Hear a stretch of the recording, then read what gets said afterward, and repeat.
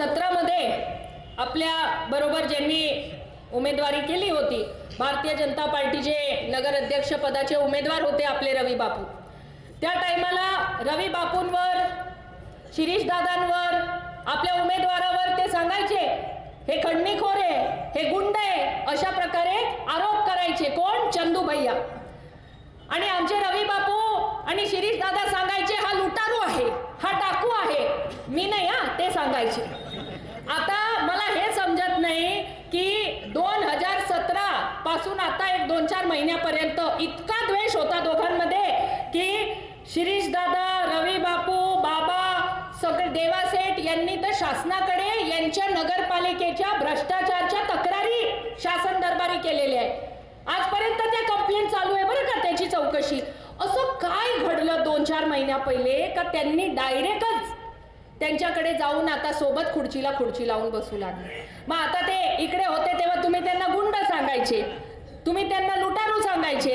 आता काय झालं? एकमेकांसोबत बसतात तर गेलं का सगळं? मला हे विचारायचंय त्यांना की जेव्हा आपण दुसऱ्यांवर एवढी टीका टिप्पणी करतो तर आपल्या सोबत पण कोण फिरतं हे पण तर थोडं बघा।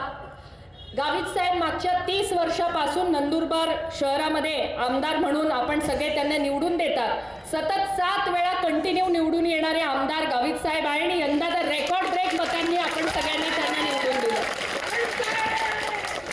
गावित साहेबांनी या 30 वर्षात नंदुरबार शहरातल्या कुठल्याही शाहू माणसाला कधीच गावित साहेबांमुळे त्रास झाला असेल तर मला सांगा।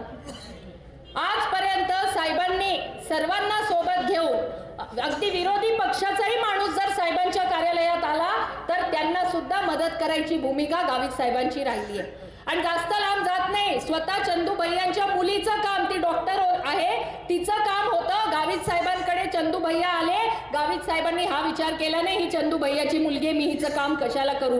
दुसऱ्या मिनिटाला साहेबांनी कल्याणीचं काम हे गावित साहेबांनी करून दिलं। हे संस्कार आमच्या गावित परिवाराचे आहेत की कुठलाही व्यक्ती जर आपल्याकडे येतो तर त्याला आपण खाली हात जाऊ देत नाही। त्याचं जे काय काम असेल, मग तो विरोधक सुद्धा असला तर त्याचं आपण काम करत असतो। आणि या लोकांचं बघा,